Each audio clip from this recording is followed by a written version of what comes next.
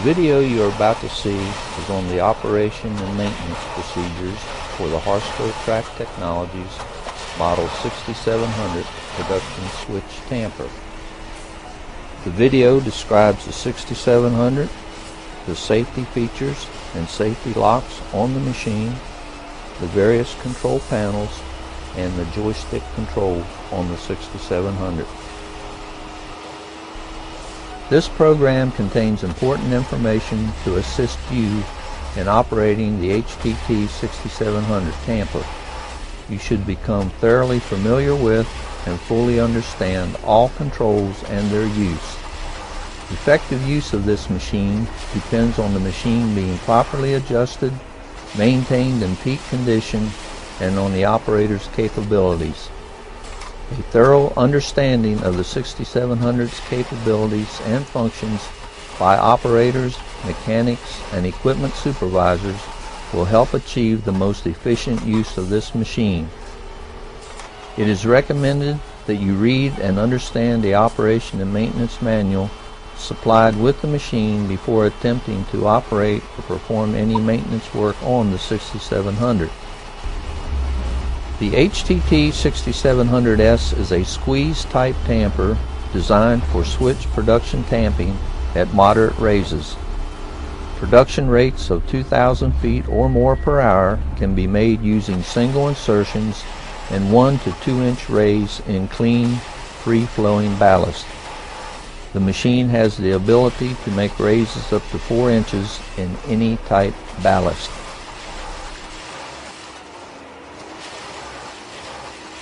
A 6CTA8.3 Cummins diesel turbocharged engine drives 6 hydraulic pumps used to power the various hydraulic functions on the machine.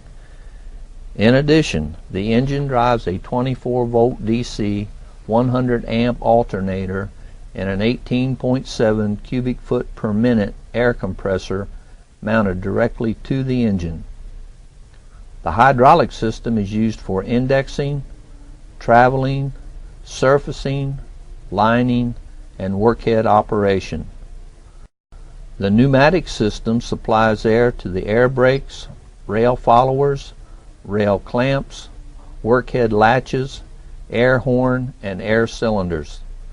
The air brakes are of fail-safe design and will automatically apply whenever the air pressure drops below 60 to 70 psi.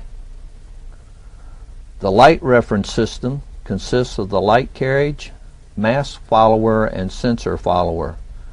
They are used to establish line of sight references for surfacing and lining the track. The light carriage has 2 light units for surfacing, and a third light unit serves as a reference for lining. Each light unit faces its own sensor located on the rear of the tamper. The workheads consist of 8 tamping units mounted 2 per workhead carriage. Each tamping unit has 2 tamping tools attached to the underside of the vibrator mount. The workhead carriages can be operated independently if conditions require. Each workhead is lowered to the proper tamping depth, and the tamping tools are moved toward the tie so that maximum consolidation is achieved beneath the tie.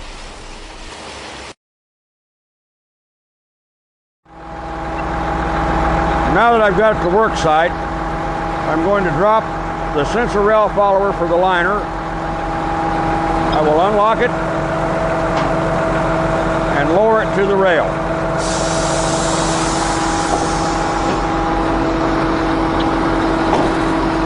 You want to make sure that both guide wheels are in between the rails and setting on the rail.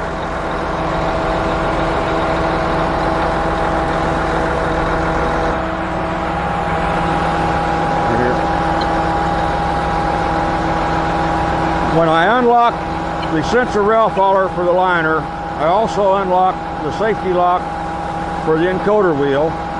When I lowered the sensor rail follower, the encoder wheel also lowered to the rail. We'll unlock and lower the mask rail follower that's got the lining mask and surfacing mask attached to it. We will unlock it and we will lower it to the rail.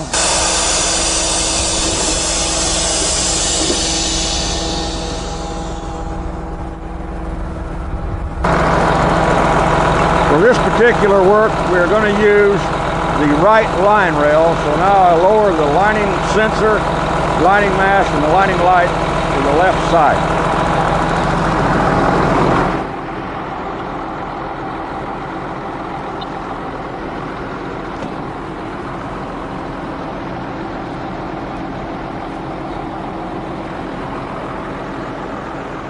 Now I'm going to lower the lining mask on the left side of the machine. And put the pin back in its holder.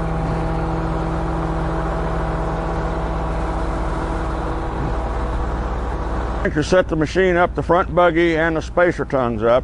For this particular job, I'm going to use 2 spacer tongues.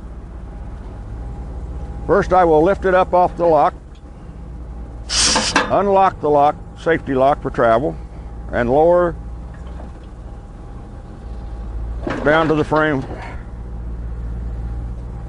Now I must go over to the other side and unlatch the first safety lock.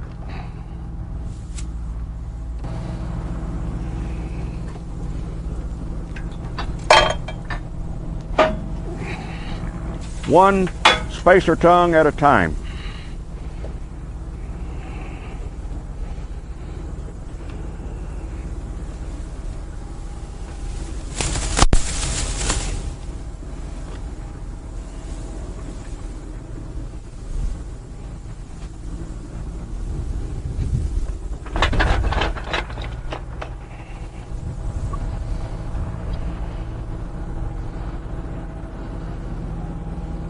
Now we'll unlock the second spacer tongue.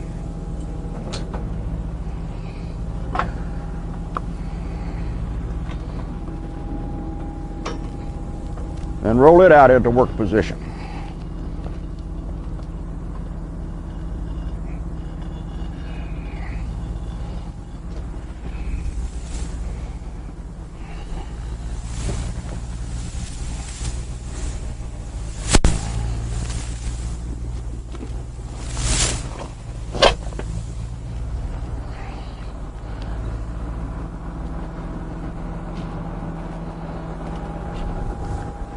Now that I have the number of spacer tongues that I'm going to work with deployed, I will once again raise the forklift and loading for these front buggies and spacer tongues.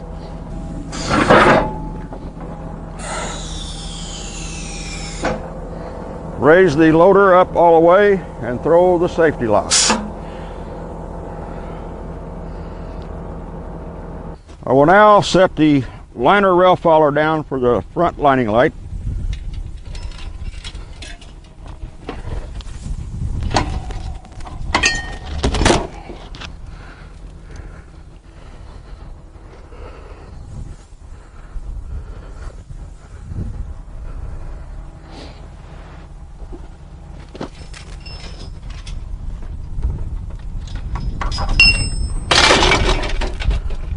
Yeah. Okay. Replacing the safety pins.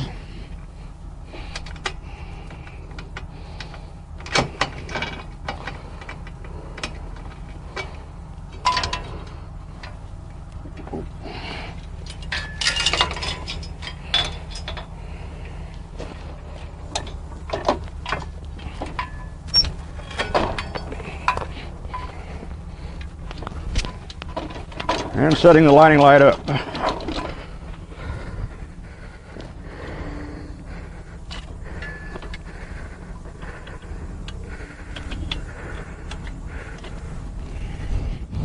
I will also make sure that my lining light is at its 0 point on the scale. Sure that your lining light is at the 0 point of the lining scale, which is what we call unity. Then you lock this tab down and make sure it's snug.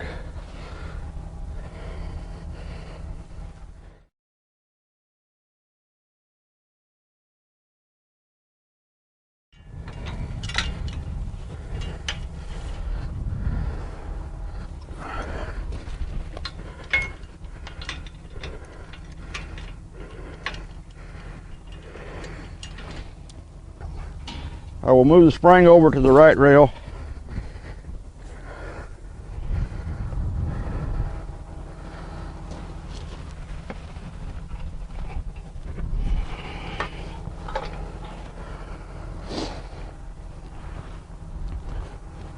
And I'll deploy the lining light on the left side of the machine, which I'm going to work.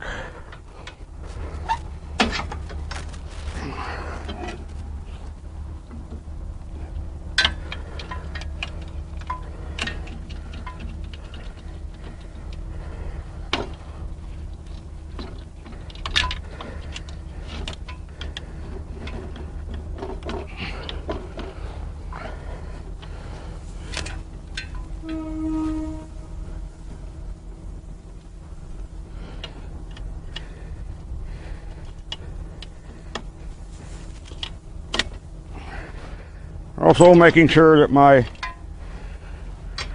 lining light is on its 0 scale, which is unity.